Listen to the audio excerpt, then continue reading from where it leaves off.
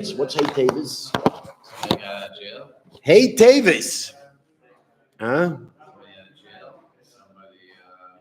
Hey Tavis is a very special day for Chabad, which is a day that saved the world for the Jewish people.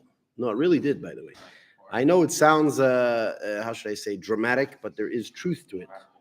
We have our phone guy. Where did he go? He disappeared. Where's David Peretz? Yeah. Anyways, so maybe you do it on your phone. We got to get somebody on it. All right. Anyways, the 5th of Tevet is a day where the Chabad movement won a dramatic court battle. And at that court battle was at stake the future of Judaism. Right? Now, it sounds like I'm exaggerating, but there's truth to that in some way. And therefore humanity. Huh? And therefore humanity. Therefore humanity. Why? So first of all, I'll explain to you briefly. The fact is that the largest privately owned or somewhat privately owned library in the world is the Lubavitch Library. The reason I say somewhat private library, because it's not really private, it is an organization that is not backed and controlled by a government. There's only one other library that has more Jewish literature, and that would be the Hebrew University Library, which of course is under the auspices of the, they have certain government control, etc. Israel? Yeah. Again, the Lubavitch Library, I wouldn't say it's not a private, like a private individual owns it. It's an organization that owns the library. And it was initially established by the previous Lubavitcher Rebbe, and many people thought that the previous Lubavitcher Rebbe owned it privately. And when he passed away, his grandson decided that he had the rights to half of the library because, really to make money. It's sad to say, but that's the truth. He was all in it for money.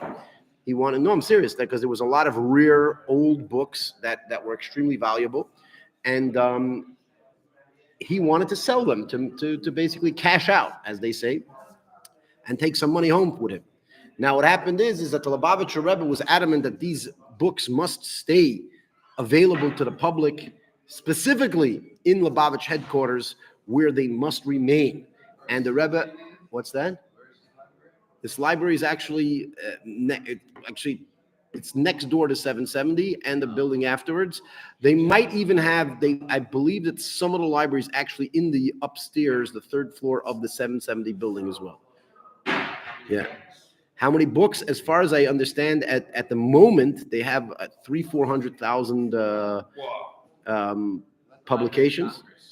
And not more Jewish books than the Chabad Lubavitch Library. So anyways, so this individual wanted to take the books to sell them, and the Rebbe had to fight a court battle in order to prove that these books, in fact, were meant to be available to the public, and they belonged, as the court kind of concluded, it belonged to the Hasidic movement itself. And therefore, no individual had a right to take them and sell them, and they got a lot of the books back. So today celebrates the books, but not only does it celebrate the books, we're not celebrating books. We're celebrating the information in those books, which means that today is a day that you need to celebrate studying the holy books of Judaism. And that's what we're going to be doing here with the Talmud. Bezrat Hashem, any moment we're going to begin with the Talmud, but I want to finish this story in general. Now, when I say that this day saved the nation of Israel in some way, is because many of the publications that are available in the Chabad Lubavitch Library are only available in the Chabad Lubavitch Library and nowhere else. Okay, they have some unique books that are not available to the public anywhere else other than the Chabad Lubavitch Library. As a matter of fact, any of you out there that want to see the Lubavitch Library, or if you're doing research on old Jewish text, you want an old Jewish text, the best place for you to go is to Lubavitch headquarters, 770 Eastern Parkway. Ask for the library. You go in there. Because of the rarity of these books, They do not allow people to check them out. You cannot check them out and bring them home because they don't want to lose the rare books. But they're still today, a lot of people don't notice, they're available to the public. If you walk into the library, you go on their computer and you find which publication you're looking for, and each one has a certain number of exactly where it is on the shelves in the library. The librarian will come bring it to you, and there's what's called the reading room. They have a room where you can read that. You can then make photocopies if you want to take it home. By the way, I've heard that recently they digitized most of the library is available online, right? And the fact is that if this individual would have succeeded in getting ownership of these books, he would have sold them off, and some rich dude would have had them in his house, and no one would be able to read them except this rich dude who probably wouldn't read it anyways. He will just feel good about himself that I have this rare book that no one else has. Right? Unfortunately, there's this thing amongst rich people. They like that. I have something that no one else has. Shkoyach, shkoyach, shkoyach. Thank you. Very nice. What? Antiques. I have an antique. No one else has this. Anyways, it's I think it's Sholish Klippis Hatmeis. Yes, this is horrible for a person to say that. It depends. Again, if a person has a trophy, I don't know, a table, a dining room table that no one else has, fine. But if a person decides that they want to keep a book away from the eyes of the public so that they can feel that they have something that no one else has, that is evil. Disgusting. Disgusting. Anyways, a lot of books over here too. Yes, we have a lot of books. There's a small sample. There's many more of this in our yeshiva, etc. Anyways, without further ado, being that we're celebrating the Jewish books, we're not just celebrating the physical books, we're celebrating the study and the power of learning these great books, and therefore we are not going to delay any further, but go straight on to the Talmudic teachings right here. Okay, for those of you who haven't yet opened the page, we are in 104b of Pesachim. Masechet Pesachim, 104b, right on the top line. Ula was a great sage. Ikla lepumbedisa. He went to a place called Pumbedisa. Pumbedisa was actually a major city for the Jewish people in Babylonia, which is today Iraq. We looked it up last week, what the name of the city is today. I forgot what it is, if anybody can remember. It's not Baghdad, no. As a matter of fact, Baghdad is actually mentioned in the Talmud as Baghdad. There was actually a city called Baghdad, and Baghdad, which is quoted in the Gamara, existed in that time. However, it was not necessarily the influential city of the Jewish people. The influential, again, slow down. The city of Pumbedisa was heavily populated by Jewish people, and the greatest Jewish study halls were in that city called Pumbedisa. All right, so Ula went to Pumbedisa. Apparently, he wanted to do some research on Judaism. He went to Pumbedisa. And in Pumbedisa, he's Amar le Rabbi Yehuda le Rabbi Yitzchak. Rabbi Yehuda said to Rabbi Yitzchak that this great sage, Ula, is coming to visit Pumbedisa. We might as well try to utilize this great merit of having such a great sage in our city and try to learn something. All right? So Rabbi Yehuda tells Rabbi Yitzchak Berei, his son, he tells his son Yitzchak, he says, Zil amtele kalkol depedi. Go bring him a basket of fruits. In other words, go bring him a basket of fruits, not because just to give him a gift. It was a way of sneaking into his house. You know, you come to the guy's house, oh, here's a basket of fruits. Welcome here. Could I sit down? Let's talk, etc. And while he's there, he's spying on him. Why would one rabbi try to spy on the other rabbi?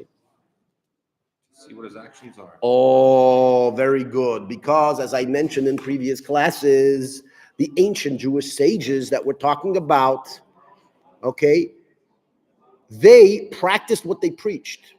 And what that means is that if there was a question as to what the halacha, what the Torah law is, they would actually watch this sage's actions. And if this person acted in a way which is consistent with one particular way of ruling the law, that proves that that is his opinion. right? You don't even have to say your opinion in the Talmud. You just have to do something. And Do your opinion. yeah, the very fact that you do something that has halachic significance, for a sage at least, the sage did it, it proves that that is their halachic opinion. So, in the world, they say, don't put words in my mouth, right? You ever say, don't put words in my mouth? Guess what? The Talmud will put words in your mouth, because if you do something that proves what you actually think, if you would not do something that you don't think, that you just don't. People don't do something that they don't believe has any legitimacy at all, right? The very fact that a person does something, even if something, I doing something that I think might be wrong, okay? Yeah, but the fact that you say, I might be wrong, I'm not sure if it's wrong, maybe it's wrong. You understand? The very fact that a person does something proves that they think that there's some legitimacy to their action, right? There's no such, somebody doesn't do an action that they feel is completely illegitimate, completely, right? That's the fact. And especially the great sages who were extreme in extreme control of themselves. They didn't just act on their whim. These people were extremely focused on doing only what's right and nothing more, nothing less than what is 100% correct. Therefore, if they did something, their actions was a proof of their opinion. Right? Can you believe that if you were actually judged every move that you make on your own opinion? Like if you walk down the street and I don't know, you say, oh, look at that Trump sign. People are gonna be, oh, so you're voting for Trump? Right? Be like, what are you talking about? I just said, look at the sign. Yeah, but why would you say look at the sign if you weren't interested in Trump? The very fact that you even wanted to look at the sign was because you're interested. Anyways, but let's learn the rest of the story. Okay, so he brings it. He tells the son Yitzchak, go bring Ula a basket of fruit as a way of sneaking in his house and watching him and observing his actions.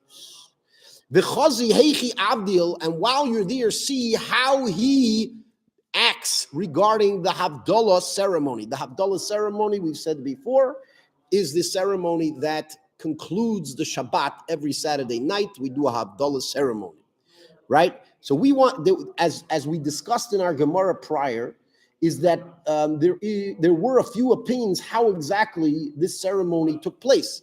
Not necessarily how it took place, but really what is said in their ceremony. What is the how do you say it? The version, Sequence? What do you say? The sequence of the brachas. What do you say by the Kabbalah ceremony? Yeah. Baruch Hamavdil ben Kodesh l'chol. That's what you said? I don't know. We don't. Again, the Gemara is trying to figure out what on earth is the Havdalah ceremony.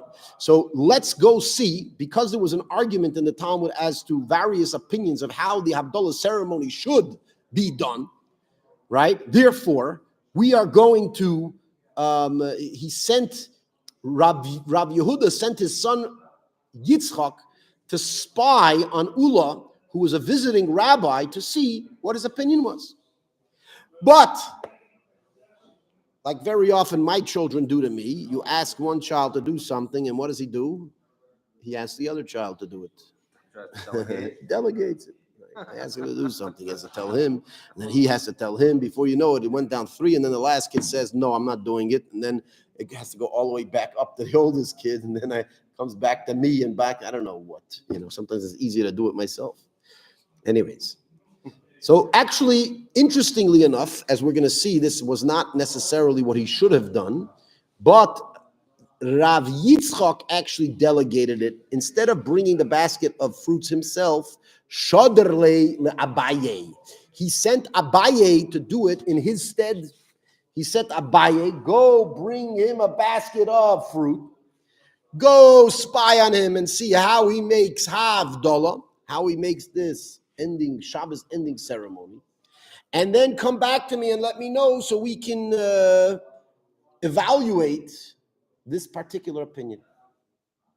Yeah? Kios Abaye. When Abaye came, meaning Abaye went and came back. Abaye went, brought him a basket of fruit, spied on him. He did a good job. He comes back.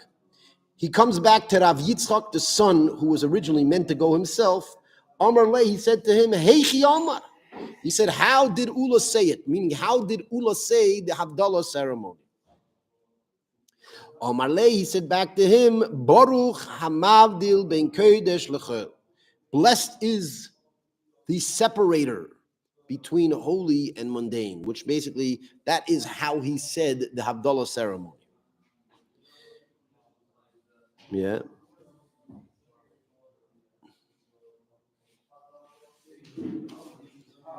Vituloi, he said, didn't say anything else. Meaning that's all he said. He said those few words, Baruch HaMavdil Ben Kodesh L'Chel, 4 words, and that was it. Those were the 4 words he said and nothing else. Okay?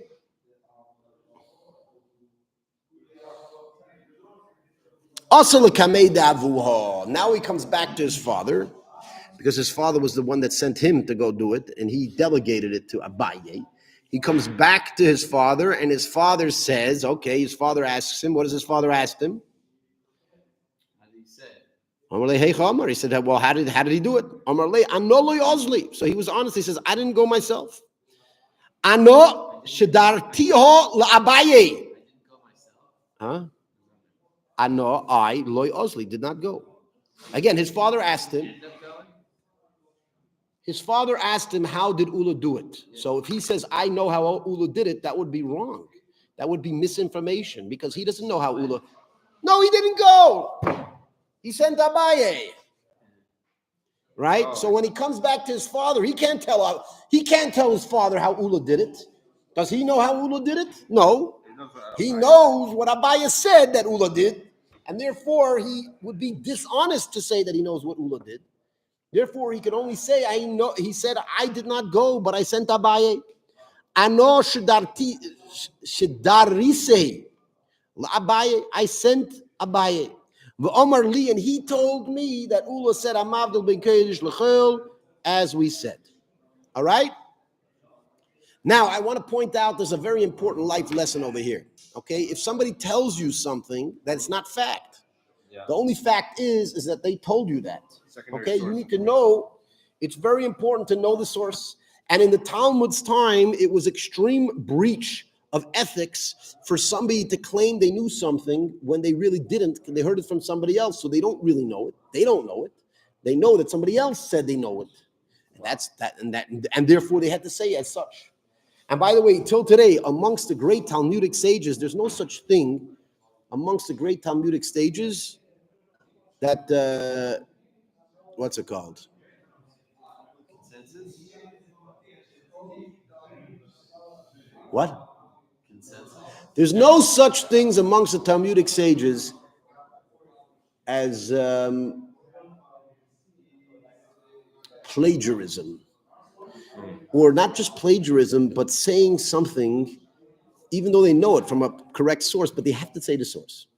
You cannot say, God said to Moses. No, you say the Torah says God says to Moses. Right? Now the Torah, we can discuss the authority of the Torah. Very nice. Yeah? But you must give accurate information. And I promise you that if you live your life being careful of only presenting accurate information, which means just because you saw something on TV, you didn't say, did you hear what happened yesterday? And then you say what happened on TV. No, you could say, you know what I saw on TV yesterday? That you could say, right? But if you say, oh, you know what happened yesterday? And then you say, how do you know the TV is telling the truth? Unfortunately, they've been found many times to say blatant lies just because it sounded good and it gave them ratings. Right? You have to be extremely careful on how you give people information. And if you are, right, you will train your own mind also to internalize only accurate information. So if you only give out accurate information, you will get used to only internalizing accurate information, and it will help you extremely, in an extreme way in your life. All right? That is one of the important lessons. Modern science could use some more of that. A lot more of They that. lost it. I don't know, modern science, lost that's not... Lost the Talmudic background. I wouldn't say modern science. It was more individual scientists. There are some scientists that got their heads screwed on straight, Yeah, but some of them- unfortunately, there is definitely a movement of many scientists And you can that see are it, a little bit off science. They're not really scientists. It's actually, you see, it's part of the lie itself. They calling themselves scientists when they're not Yeah. scientific, right? Scientific would have to be when you only give out accurate information, when you only accept accurate information, and you base your decisions on accurate information, right? Instead of just making things up, right? Good. Good. Let's continue. So that's the story. Oh, we the end of the story goes that Rav Yehuda, who was the father of Rav Yitzchak, wasn't very happy that his son sent Abaye, and he said, Omerle, Ravanuse Demar, Visararuse Demar, the hungriness of master and the laziness of the other master caused master not to hear it from the mouth of the teacher. In other words, his father felt bad that Rav Yitzchak gave up the opportunity to hear this teaching directly from Ullah, right? It is extremely important to hear things directly. The very fact that you sent Abaya meant that you missed out on hearing the information directly from the source, which is a problem and should be corrected, which means that he should try in the future not to do such a thing and to make sure to do it. All right? Wow. Good. Who has the right to send the Baye anyway? Huh? How does the son have the right to send the Baye? He's not necessarily Abaya's boss. It could be he asked him and then he said, okay, you know. And Abaye knew it. On the contrary, Abaya understood. That's what his father is saying. He's saying, you know why Abaya went instead of you? Because he was excited. He was like, wow, I get to do a mission. I get to do a mission to try to determine a halacha from. I'm going to go to the source. I want to be the source. I want to be the source from the source, right? Garma is from the word caused. He caused it, right? Yeah, that basically the hungriness of one master and the laziness of the other master caused master not to say the name from the mouth directly. Basically, he was rebuking his son for neglecting to do the mission on his own. Another great important thing: don't push off. If you have an important mission to do, you should be excited. You should do it yourself. Don't push it off. Don't give it to other people. It's a chutzpah. It's not a chutzpah. You just dump it on somebody else. What's wrong with you, man?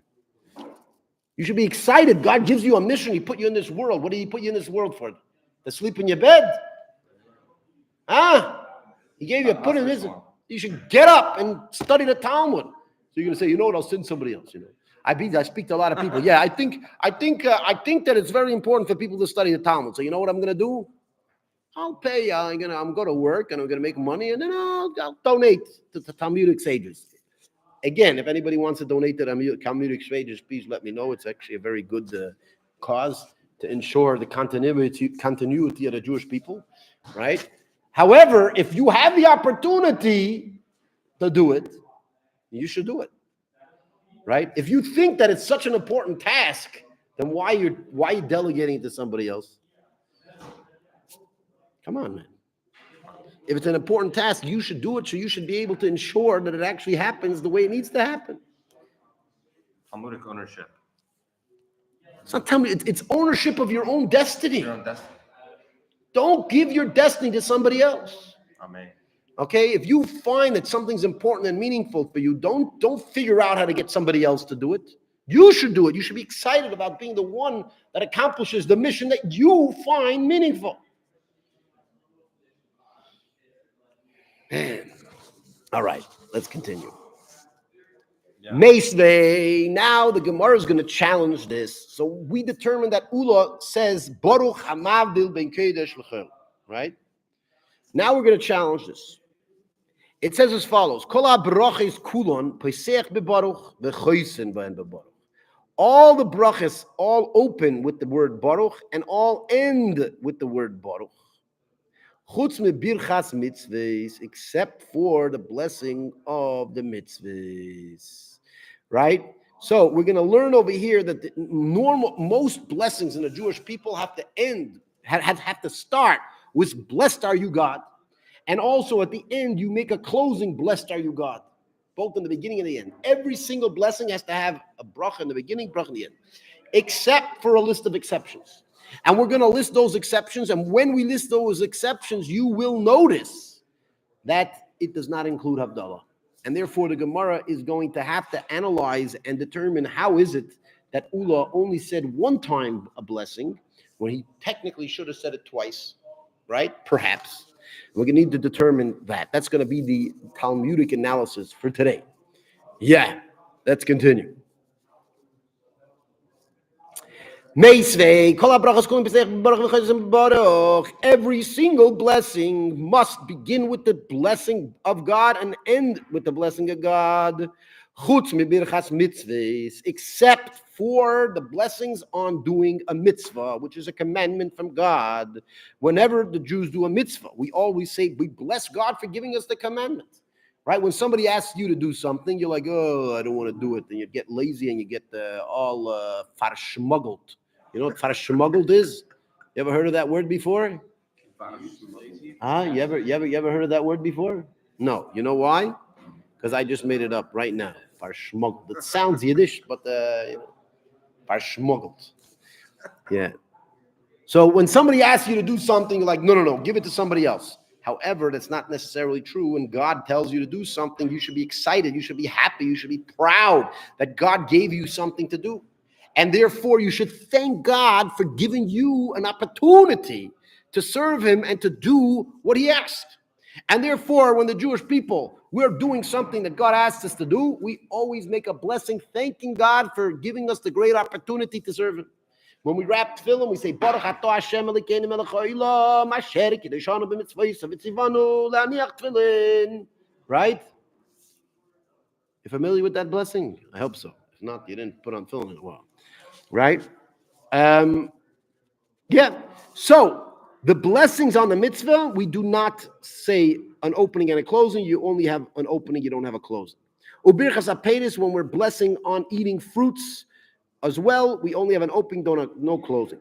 Ubrocha smuch lechaverta, if you have one blessing right next to another one, you don't have to have an opening and closing. The closing of the last one is kind of like a continuation into the next one, and therefore you don't need an opening and a closing. Ubrocha achroino shebekriya shema, and the last blessing of kriya shema is as well, you don't have to have an opening and a closing. I think we have a closing, we don't have an opening, if I'm not mistaken. Yeah. We have a closing, we don't have an opening. Yeah. Now, within the list of exceptions that we just made a list of exceptions of blessings that we don't say bracha twice.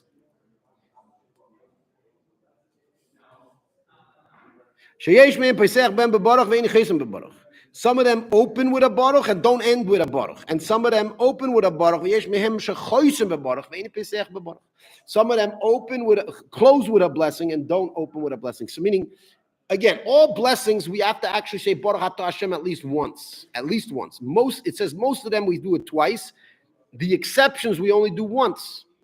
With the exceptions we only do once. But in those exceptions, some of them we say it in the beginning, and some of them we say it in the end. All right? Good. Where are we?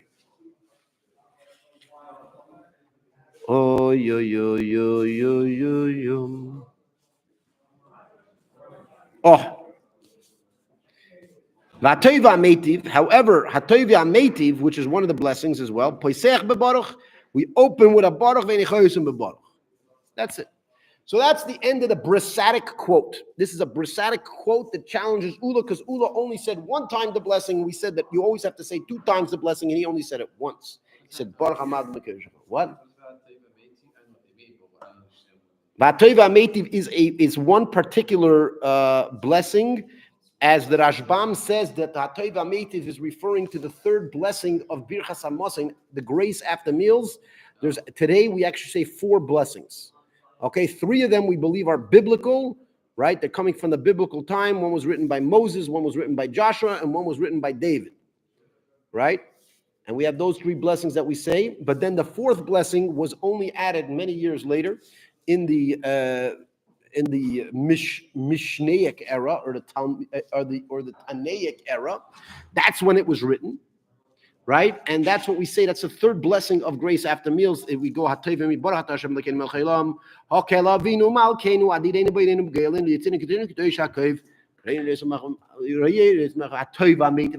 know, it says that's the blessing. Anyways, the Brasadic quote was brought to challenge Ulla's opinion, meaning Ulla didn't say a word, but we decided what Ulla's opinion is based on his actions. And now that we determine what his opinion is based on his actions, we're challenging his opinion.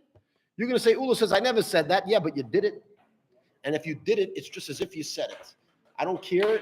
It's your opinion. Now you're going to stick up for your opinion.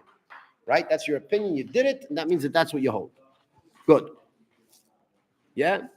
So the Gemara says, Kashya le'ula, it's a question on Ulla.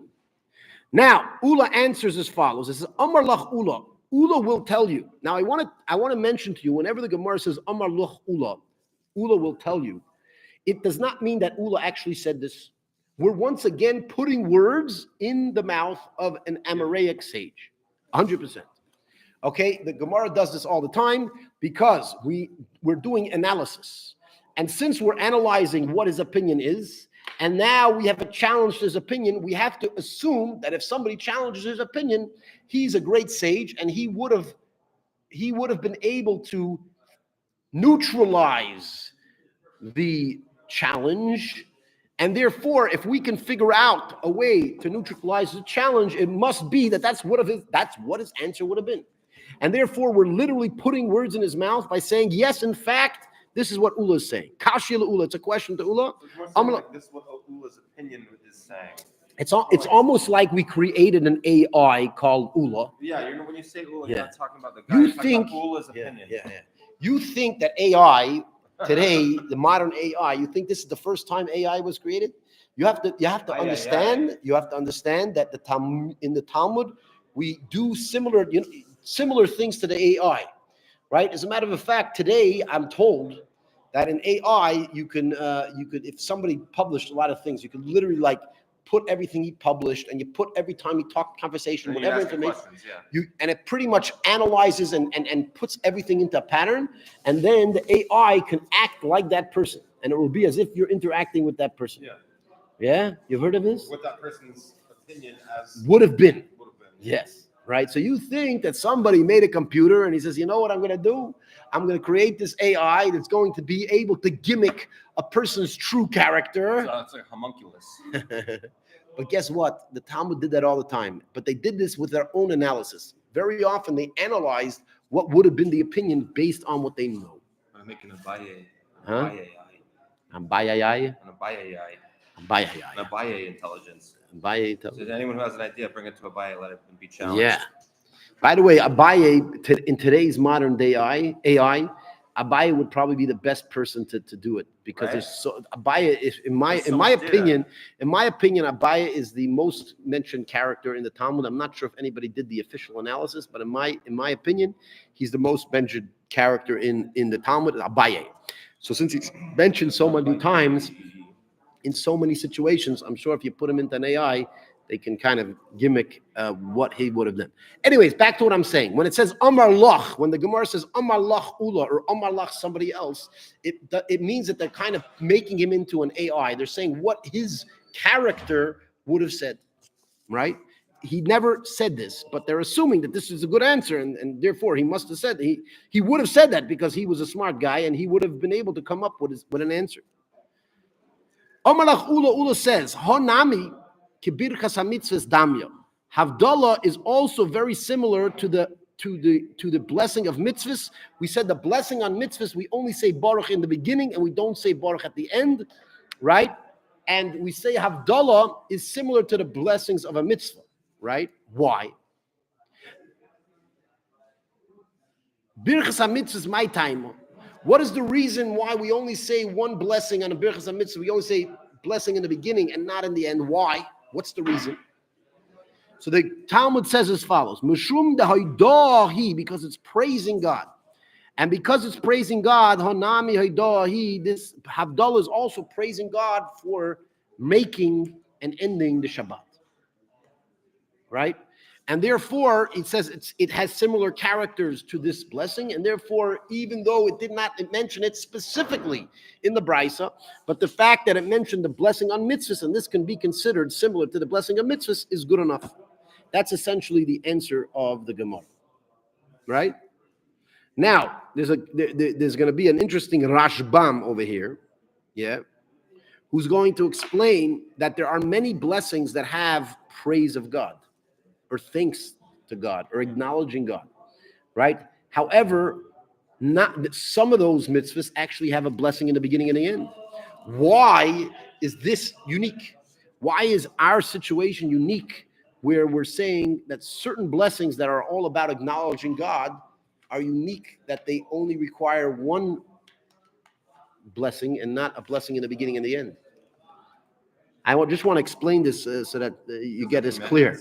When we bless God, we say, blessed are you, God, and then we say why you're blessed, right? According to the Brisa, whenever we do that, after we say why you're blessed, you should say, therefore, we bless you, God, for whatever it is. Meaning, at the end, you should conclude also blessing God for whatever you said prior. Meaning, you should start out by blessing God to what you're about to say, and then you should, at the end, say a blessing of God from what you previously said.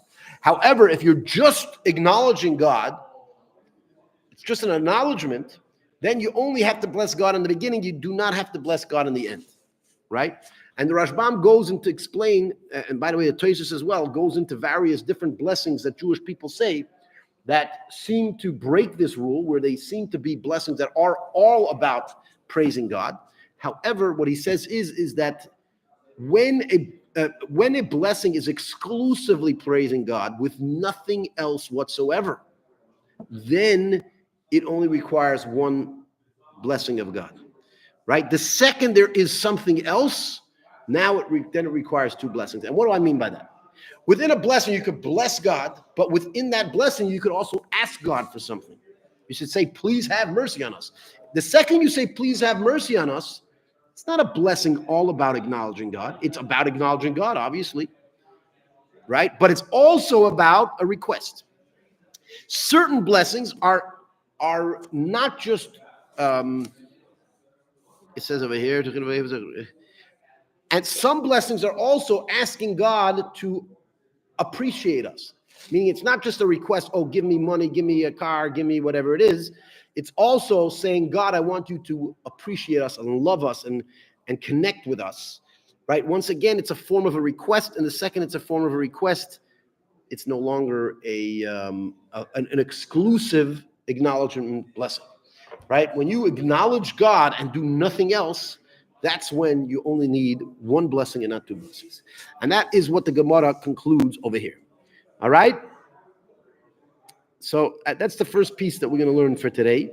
And Bezrat Hashem, we'll continue tomorrow on a different piece. If anybody has questions, feel free to ask. Right? We don't charge for questions. We'll do more platforms simultaneously tomorrow. I think part of your, at least half, if not more, of your viewership is on Facebook, so we got to bring that back. Well, first of all, we did have more viewership on YouTube as well, but you have to be consistent, right? If you're going to come one day and the other day you don't come, then unfortunately this might be what happens. But either or, we will try our best to be consistent, and if and when we are, Bezrat Hashem will continue. All right. Anything else? Any questions? I have somebody. This guy Hakim Chainik over here wants to know if a judge in American Idol. What does American Idol have to do with Gamara? Could be a bot. A bot. Could be, maybe. Could be a synthetic. All right. We'll see you, Bezrat Hashem. If you did not subscribe, do it right away. And let's continue. We'll see you tomorrow, Bezrat Hashem.